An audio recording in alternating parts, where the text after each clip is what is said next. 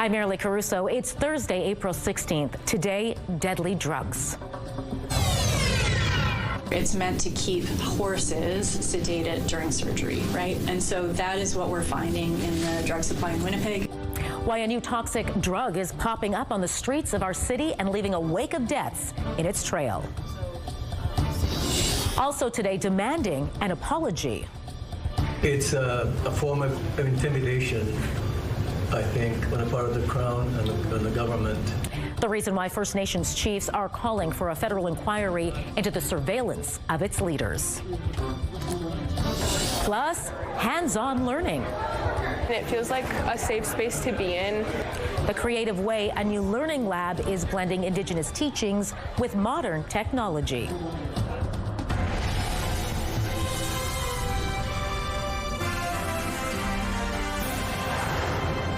Good afternoon. Thanks for joining us. A pair of Winnipeg harm reduction organizations are sounding the alarm about a spike in fatal overdose cases, and there may be a common thread, a new toxic drug popping up on the streets of our city. Standing by live with the details is CTV's Daniel Helmerson. Daniel, what can you tell us about this drug? Marilee, it's called medetomidine, or MTD for short, and it's not approved for human consumption. It's actually a powerful animal tranquilizer, typically only used by veterinarians. But now it's being found in a number of other drugs like down, fentanyl, crystal meth, and cocaine. And here's the really scary part, Marilee. Naloxone doesn't work on it. The drug slows the heart rate and lowers a person's blood pressure, essentially making them very sleepy for a long period of time, something those on the front lines of the drug crisis commonly see with opiate ODs. But with this drug, naloxone is ineffective. It won't wake a person up and reverse the sedating effects, making it extremely dangerous. 5 of the recent deaths were people connected to Resource Assistance for Youth. It's meant to keep horses sedated during surgery, right? And so that is what we're finding in the drug supply in Winnipeg, and it's been true for about the last 2 months or so. And the way that it presents is that people simply cannot wake up. So they might be okay in terms of oxygen level, they might be okay in terms of just general health, but they're not able to wake up. MTD is said to be 200 to 300 times stronger than what's known as the zombie drug, another animal tranquilizer which has been known to be used on the street. Daniel, how many overdoses is it being blamed for here in Winnipeg? The actual number is anyone's guess, Marilee, but sadly I can tell you 15 deaths are being blamed on it in just the past couple of weeks. Now coming up at 6, the desperate efforts underway to intervene before this drug claims even more lives. And as CTV's Joseph Bernacki found out, it's reigniting calls for the province to open a supervised consumption site. All right, thanks for this, Daniel. First Nation chiefs are demanding an apology and a federal inquiry into the surveillance of its leaders. It is about violations of our inherent and treaty rights and the trust that has been broken again and again. AMC raised its concerns with the media this afternoon after a CBC investigation uncovered 6,000 pages of internal RCMP documents showing the police service was monitoring Indigenous leaders, organizations, and advocates beginning in the 1960s. Former national chiefs Phil Fontaine and Ovid McCready were among the leaders surveilled. It's a form of intimidation, I think, on the part of the Crown and the government. A way of ensuring that we behaved ourselves, which meant being complicit or compliant to what they wanted us to do. AMC and the Assembly of First Nations are calling for an independent public inquiry with First Nations oversight and the immediate disclosure of all RCMP records and intelligence files related to the surveillance. They also want legislative safeguards to prevent it from happening again and a formal public apology from the Prime Minister and RCMP Commissioner at Lower Fort Garry by the end of the year. We reached out to RCMP for comment but have not yet heard back. But last month, RCMP Commissioner Mike Duhaime issued a statement saying the RCMP today is not the same organization it was decades ago, but I acknowledge that more must be done. We have reflected on those past actions and continue to learn from them. Canada Post is starting the preliminary work to convert addresses still getting door-to-door delivery to community mailboxes, as well as phasing out some post offices. And some of that work is starting right here in Winnipeg. In a news release, the Crown Corporation says Winnipeg is among 13 communities across Canada where it's beginning discussions to move about 136,000 addresses to community mailboxes later this year and early into next year. 16,000 of those addresses are in our city and include the 7 postal codes seen up on your screen. Now, in total, Canada Post says it's converting about 4 million addresses to community mailboxes, and the work is expected to take about 5 years. It comes amid restructuring as the agency faces significant financial headwinds. A new learning lab blending Indigenous cultural teachings with a creative edge is now open in Winnipeg. It feels like a safe space to be in, and just being in here and having things near you that you could be around and make things easily. I feel like it seems better than to be in an actual class learning it. The lab is based out of R.B. Russell Vocational School and is the only public education space of its kind in the province. It's built for hands-on, project-based learning and comes equipped with tools which support design, fabrication, textile work, and digital media. The lab was created through the input from students, from community, from different partners and organizations. We have many Indigenous and non-Indigenous entrepreneurs and artisans that will come and support the lab as well. So it's beyond the lab, it's a safe space, it's a welcoming space for creativity, and beyond that, the partnerships through the community make it special. The space is currently in its first phase of operation and will be adding more technological tools in the coming year. All right, let's bring in Colleen Brady now and get a first look at your Skywatch evening forecast. What are you tracking for us tonight, Colleen? Well, it looks like the situation tonight is improving. We won't be precipitation free by the looks of it, but that concern for freezing rain and snow into Friday morning here in the Red River Valley has diminished. It's not gone, it's just diminished. However, next door in northwestern Ontario, that's where the weather alerts are in effect tonight. Now, yesterday, of course, we had those warm temperatures. We had those strong south winds tapping into very mild air, and take a look at what it helped to produce. This funnel cloud was spotted just east of Winnipeg over Enola. It was provided to us by the Weather Centre of Manitoba. Now, Environment Canada confirming this, but of course it remained a funnel cloud, which means it did not touch down. It did not become a tornado, but this is a little early in the year to see something like this. Typically, tornado season runs in Manitoba from around May to September or so. But nonetheless, that doesn't mean we can't see it outside of those times, but a little early to see that activity nonetheless. But glad to say no touchdown there. We'll have more details on the overnight forecast and the rest of the week heading into the weekend. And I'll show you which day is forecast to climb back into the 20s. Don't worry, folks. Spring is not done with us just yet, even though yesterday it felt like it was a one-day event, but I digress. Anyway, the CTV Live Eye is brought to you by Bathfit, our exclusive home of the PermaFit solution. In Winnipeg right now, it's cloudy, it's windy, it's -1, but with those strong north-northeast winds, it feels like -9. The pressure is dropping and the humidity is 75%. Out in the roads, there they are. Live look at Notre Dame at McPhillips, or McPhillips at Notre Dame. That's how I should be putting it. That is McPhillips, of course. Busy there, but you can see it for folks heading northbound. It is a little slow going right now. Well, your next Amazon order is going to cost you more. The new fee being added and why after the break.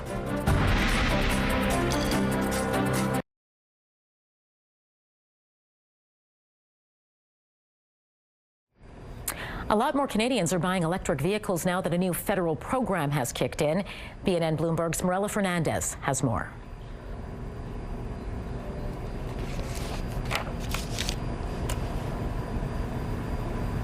Do we have that story, guys? Nope. All right, we'll try and get it for you in a few moments. We're having some technical difficulties. Thousands of federal public servants are applying for an early retirement package as the government looks to trim its workforce. The Treasury Board says the program allows workers to retire early with an immediate pension based on years of service and no financial penalties. Public servants who are approved must retire by January 20th next year. But the plan is receiving pushback Both the Public Service Alliance of Canada and the Professional Institute of the Public Service of Canada have filed policy grievances over the program, claiming it violates consultation obligations and undermines collective agreement protections. Amazon is introducing a fuel surcharge for Canadian sellers using its fulfillment program. Canadian companies using Amazon to pick, pack, and ship goods will now have to start paying a new surcharge because of rising fuel costs. The e-commerce giant says the 3.5% surcharge on fulfillment fees takes effect tomorrow. Sunwing Vacations Group is extending its suspension of operations to Cuba for the summer. The move applies to Sunwing, WestJet Vacations, and WestJet Vacations Quebec. All operations to Cuba are canceled for June 20th to October 9th for all departure cities and airports. Customers who made a group booking will be contacted to review their options. The company says it will continue to monitor the situation in Cuba. The head of FIFA expects Iran to play in the World Cup. The Iranian team is coming for sure, yes. Yes. No changes. We hope that by then, of course, the situation will be a peaceful situation. As I said, that would definitely help. But Iran is scheduled to play its group games in the U.S. Whether the team plays or not has been in question since the war started. There have been mixed messages from Iran's government and soccer officials. FIFA President Gianni Infantino visited the team in Turkey 2 weeks ago and came away encouraged. The Iranian team is due to arrive in the U.S. by June 10th. Well, if you're planning to be in Vancouver anytime soon, don't rely on the Gastown steam clock for the time. The city of Vancouver says the clock is having issues with its mechanical system, which is affecting the movement of the clock's hands. It means the clock has been displaying the wrong time for months. Diagnostics are underway to see if it can be fixed before the busy tourist season and the 2026 World Cup. Well, it was a long winter here in Manitoba, and with the unpredictable spring temperatures, many places are still feeling the cold. Now a community-based organization in Brandon is asking for clothing donations to help those in need. We need a lot of love to be given to us to give love to the community. Established in Brandon in 2017, the Indigenous Informed organization supports around 200 unhoused individuals. It delivers essential services including food, hygiene supplies, safe walks and rides, as well as crisis response and volunteer patrols. The nonprofit says this past winter was especially challenging and took a toll on resources. We get out there, and one of our first asks is like hats, mitts. Like, we go through so many pairs of gloves and mitts and neck warmers. It's been overwhelming. Mm-hmm. It's been really cold. The cold has really affected our community members. Organizers are in need of hoodies, jackets, and blankets, which are helpful for individuals sleeping outside. If you're interested in learning more, head to Brandon's Bear Clan website. Community Connection is brought to you by Mr. Reuter Plumbing. Born to be a hero, trained to be a plumber.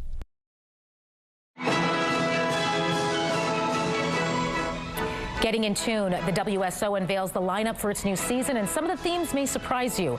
We explain after the break.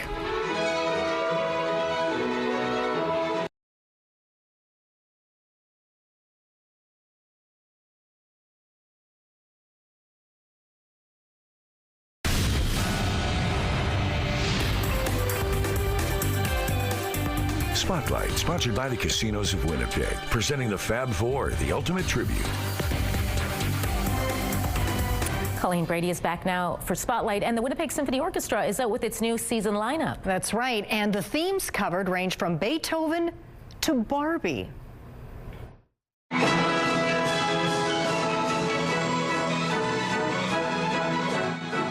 The season opens in September with Beethoven and Tchaikovsky's Fifth Symphonies before moving on to other classics such as Mozart's Piano Concerto No. 27 and Brahms' Piano Concerto No. 1. Thursday symphonic sessions continue, offering you the chance to watch live rehearsals and take part in post-concert question and answer sessions. This season, the WSO will be performing the scores alongside live screenings of 5 movies, including Skyfall, Barbie the Movie in concert, and The Wizard of Oz. There is plenty more in store. You can find out all the information and subscription packages by visiting WSO.ca or by calling its box office. To the Royal Winnipeg Ballet now, which is actually wrapping up its current season. That's right. And mark it, one of the most accomplished dancers to grace its stage is returning. Internationally renowned prima ballerina Evelyn Hart will be joining the RWB's season finale performance of the Four Seasons. Hart was the lead dancer at the RWB for nearly 30 years. The show runs April 30th to May 3rd at Centennial Concert Hall and also includes the Canadian premiere of Shegatum and Odyssey. And on May 3rd, you can hear directly from Hart during a pre-show chat. Tickets are available at rwb.org. Nominations are in for the 2026 American Music Awards. And Taylor Swift, no surprise, leads the pack with 8 nominations.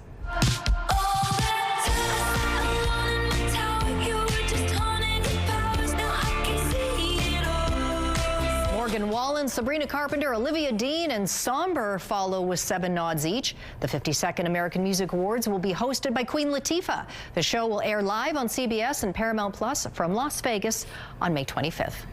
Guests at the White Lotus are checking into a new location. This is always exciting. Now, the team behind the show has now revealed exactly where that will be.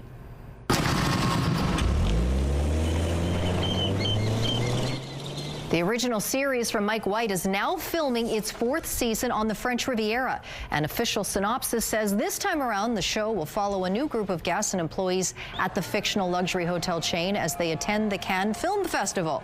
A source told Variety the White Lotus cast and crew will be on the ground during the actual festival next month, but it's not clear if they will be filming. The White Lotus streams in Canada exclusively on Crave. All right, thanks for this, Colleen. You're welcome. Your Thursday primetime lineup kicks off with Next Level Chef at 7, then 4 episodes.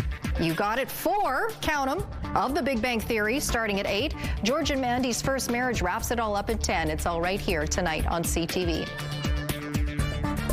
CTV Primetime Lineup brought to you by the Parkway Retirement Community. Welcome home.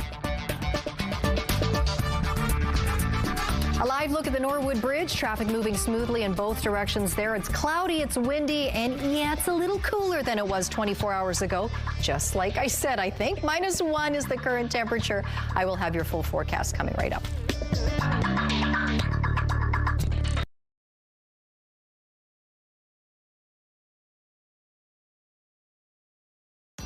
Women's clothing provided by R.W. & Company. Salon services provided by S&T Spa Salon.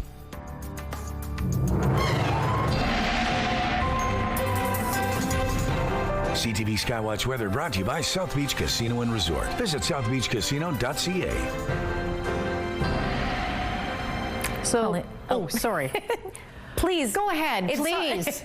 I was just going to say it was pretty windy again today. It was. The difference is the winds were coming from a very different direction. Yeah. That's right. Yesterday they were south winds tapping into very mild air to the south, and that was in part why we saw things like funnel clouds develop. Also, a lot of folks sent me photos of some pretty magnificent cumulonimbus clouds over the city of Winnipeg last night during our 6 o'clock newscast. And yeah, we'll show you more of that coming up at 6 o'clock, by the way.